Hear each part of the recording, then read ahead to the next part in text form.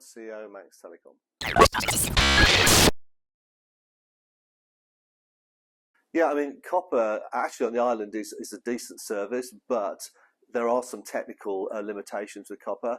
Fibre, the quality of service is much, much better. The speeds are significantly better. I think if you speak to anyone that has fibre, they'll recognise the service is a lot better than copper. So it just puts us in a great place going forward.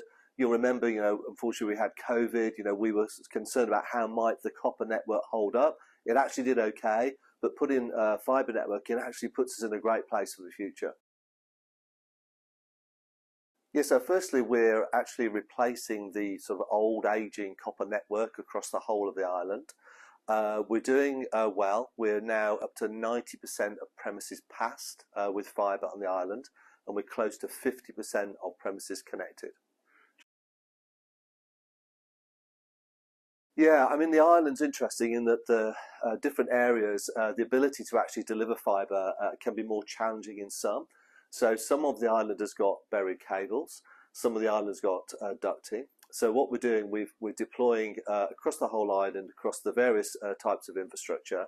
Now, when it comes to an area where there isn't any ducting, there might be a need for poles, for example, and that might mean we need to get permission to use other poles, or we might need to get permission to put new poles in. And that's when you can end up with some delays in actually rolling out the fibre. I mean, firstly, use of poles is widely used in other countries, especially the UK. It is recognised as the least disruptive and the quickest way of getting customers fibre. There is an option to actually dig a hole and stick ducting in. A, it's very disruptive. B, it's very expensive. So, there's no doubt that the most effective route is to put a pole into an estate.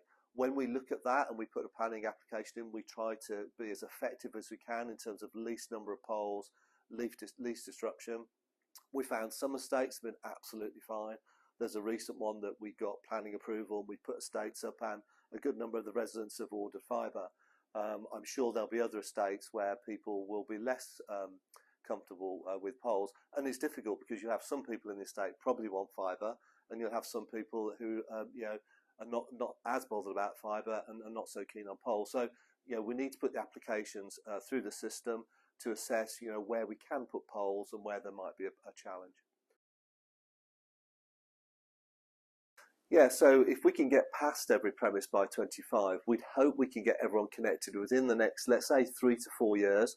We're currently looking at a plan of when we might be able to complete the programme, but I'd hope we could do it in 3 to 4 years. So that would mean we'd have everybody on fibre. We could then finally remove the copper network.